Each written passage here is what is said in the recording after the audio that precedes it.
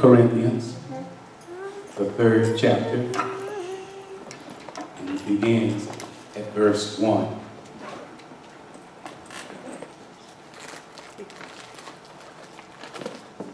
Paul makes this statement. He says, "And I, brethren, could not speak unto you as unto spiritual, All right. but as unto carnal, Oh, yes, Jesus. even as unto babes in Christ. I fed you with milk, Come on now. and not with meat. For hitherto you were not able to bear it, All right. neither yet are you able to bear it." All right.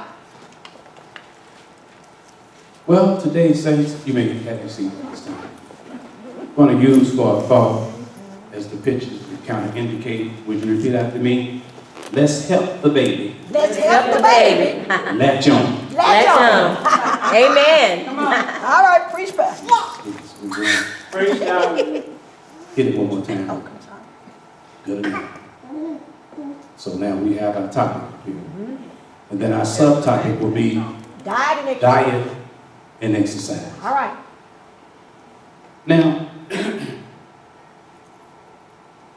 Paul is using a metaphor. All right. When he says, "I fed you with milk," he's not talking literal All right. milk, All right. but he's using a metaphor.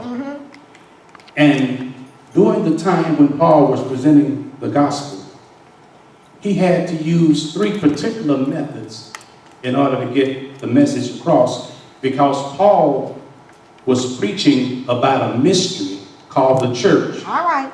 that had been hid in God since the foundation of the world. What are you saying? The Old Testament, there's no direct prophecy for the church in the Old Testament. All right. It was a mystery that was hid Yes. in Yes. God. Oh, Come on, yes. come on, Rev. So in order for God, or for Paul, to substantiate this new revelation, he couldn't go and find direct prophecy. Uh-huh. So he had to use metaphors, All right, Pastor. miracles, Uh-huh. and allegories. Oh, yes, Jesus. Now, a metaphor is simply a word picture of something that stands for something else. Come All on. right. For instance, "I fed you with milk." Uh-huh. He was saying that when I was giving you the word of God, Yes. I didn't give you, I talked to you as though I was talking to a little child. Yes. Yes.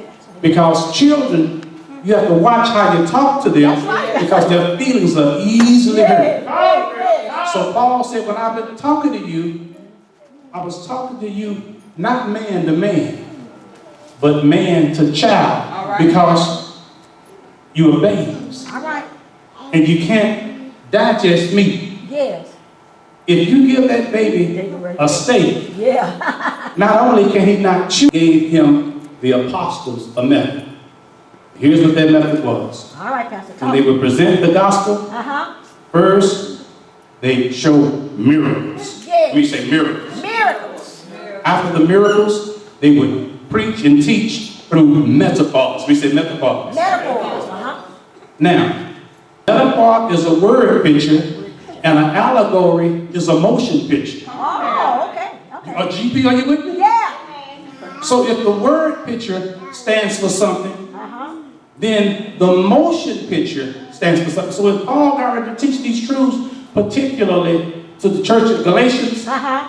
he was trying to tell them, you don't need to be circumcised anymore. Yeah. Yeah. Oh, wait, yeah. You don't have to follow those ordinances of Moses anymore. All right. All right. But he had no Bible to back him up. Woo.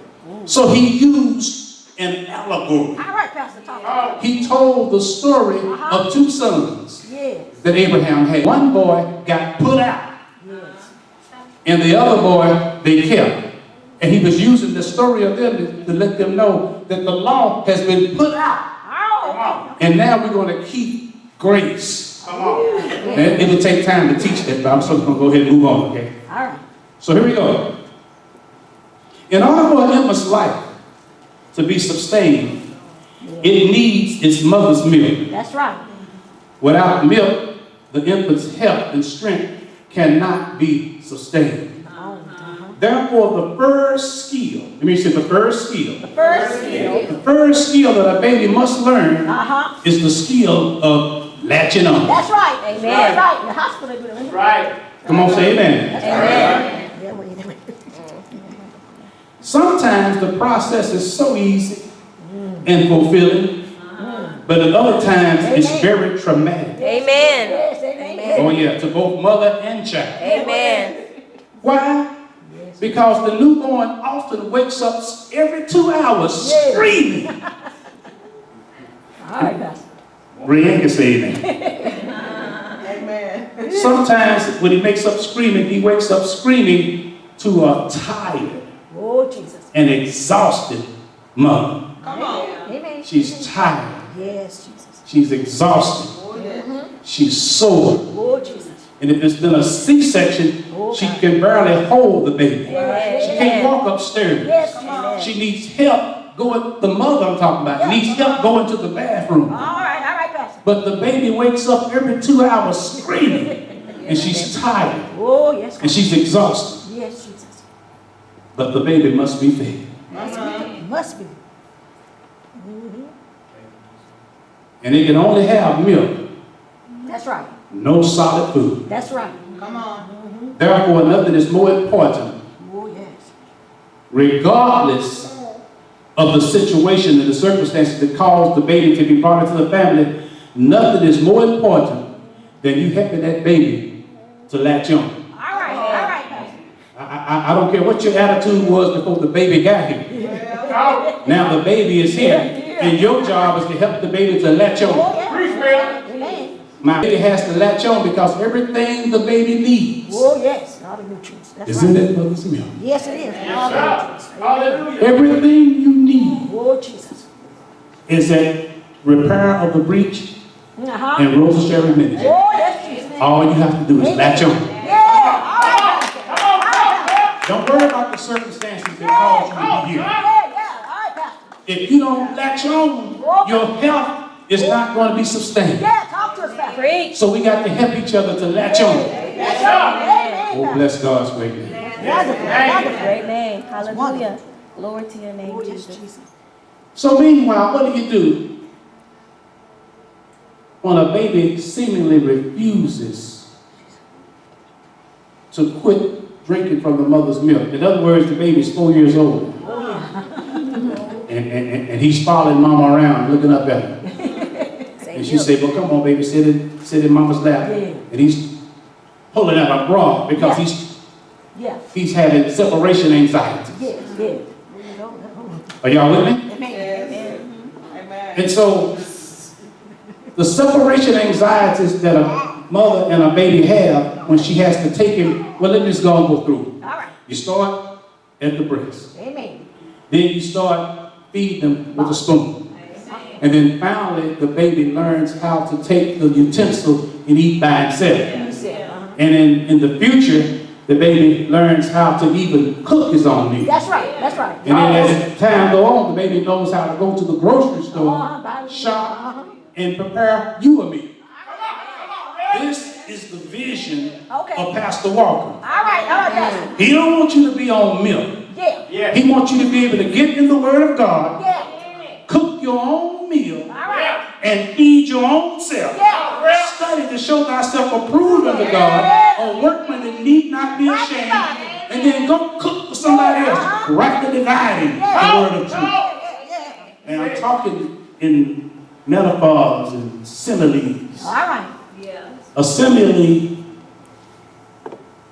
is a figure of speech when you say, you just like your dad.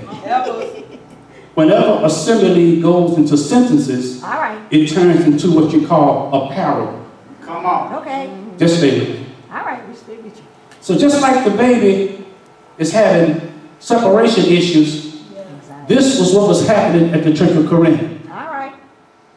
Some of them said, I'm of Paul. He's my pastor. Others were saying, I'm of Peter. Others were saying, I'm of Apollos.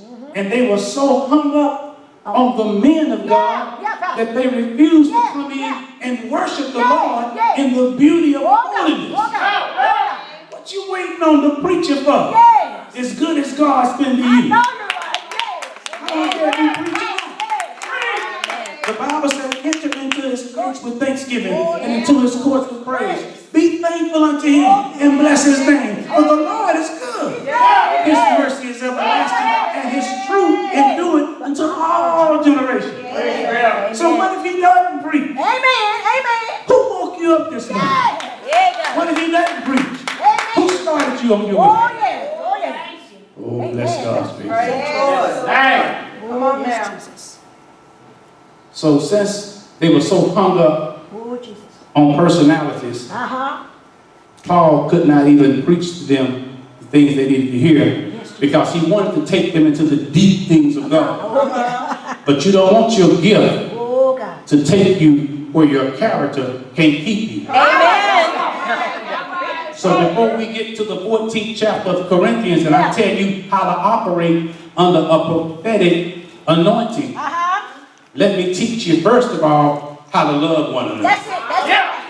Let's go. Praise the Lord. That's the word. So in other words, Paul was saying you need to collaborate instead of compete. Well, that was a big word. Come on now. I mean, you say, don't hate, collaborate. That means we get together and we bounce ideas off of each other. Of how we can improve the outreach ministry. How can we improve the worship service? How can we improve the life of our youth and get them involved? We need to collaborate rather than compete.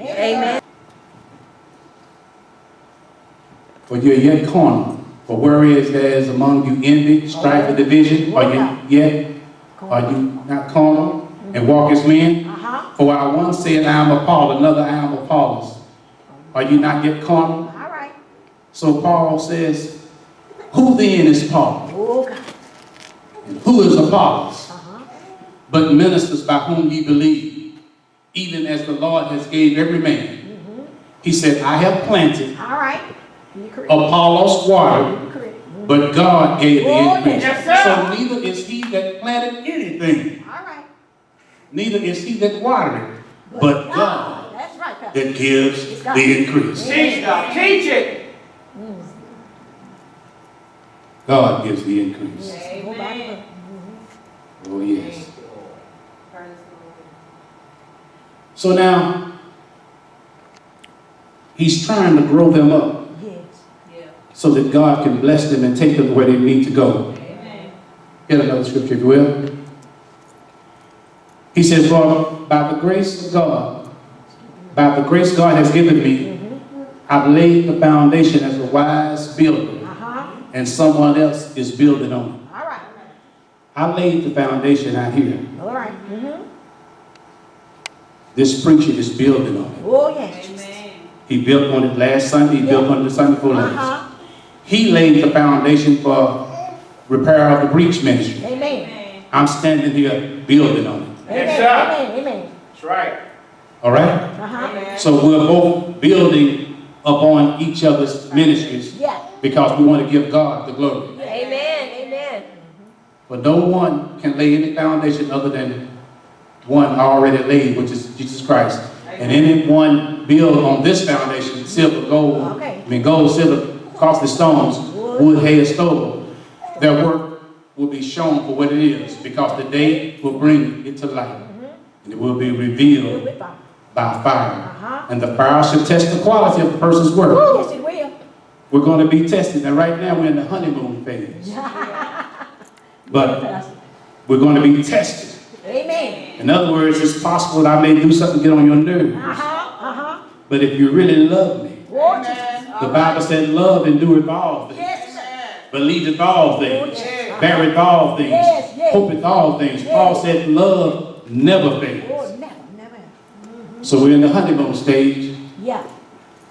And the Bible said that everybody's works will be tried. The 14th verse says, but what has been built survives, the builder will receive a reward. Now, God's going to bless you if you let what has happened to you not steal your joy. Yeah. Amen. All right. Amen.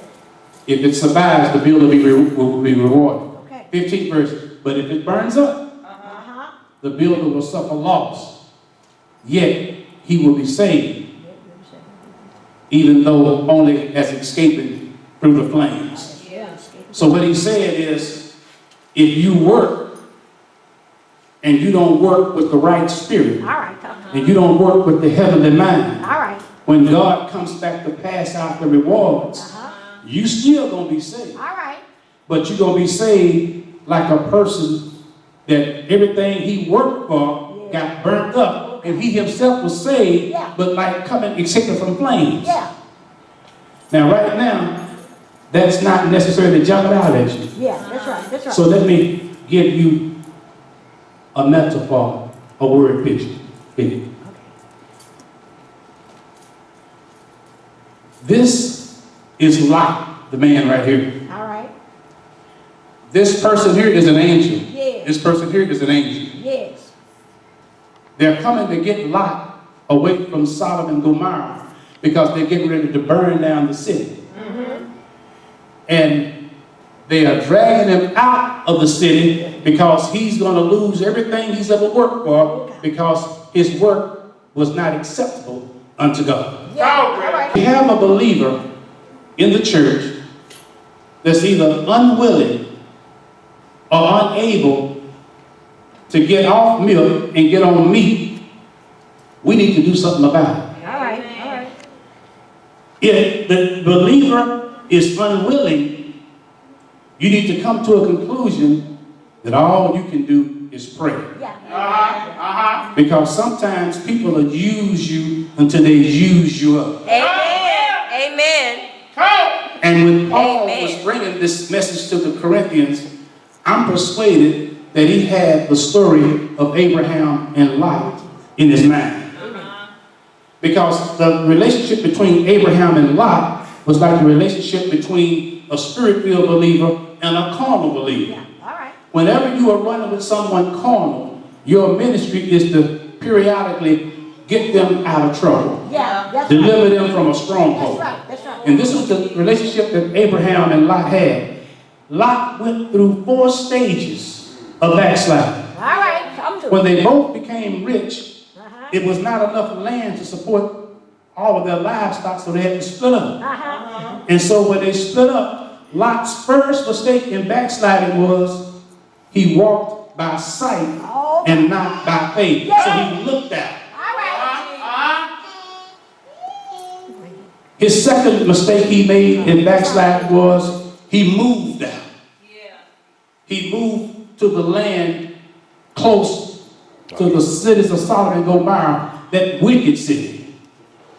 His third mistake was after he looked out and he moved out, he moved in. All right. All right. And so now he's in his third step of backsliding. Uh-huh. So when the angels came to find out what was going on in Sodom and Gomorrah, guess who met him?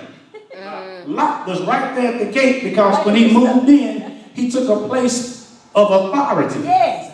And the first psalm said, "Blessed is the man that walketh not in the counsel of the ungodly, nor standeth in the way of the sinner, nor sitteth in the seat of the scornful, for his delight is in the law."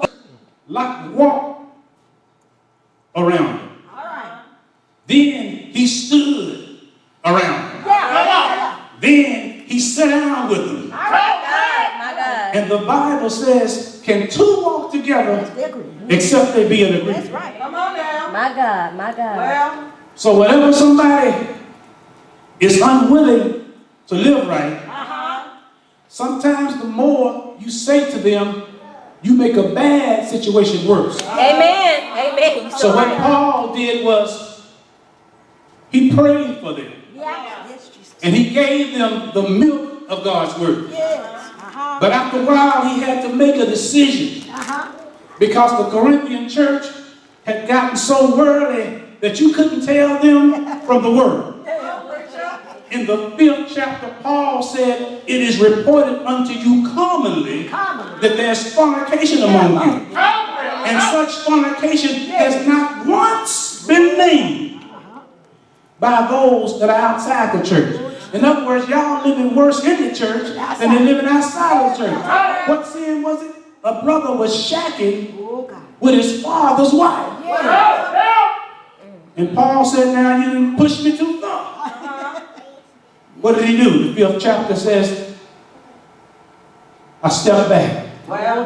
And I gave that brother over to Satan. So that Satan may destroy his flesh. So that his spirit will be saved in the day of Jesus Christ. Sometimes you have to let some folk just go. Amen. Amen. People will bring out the worst in you. Amen.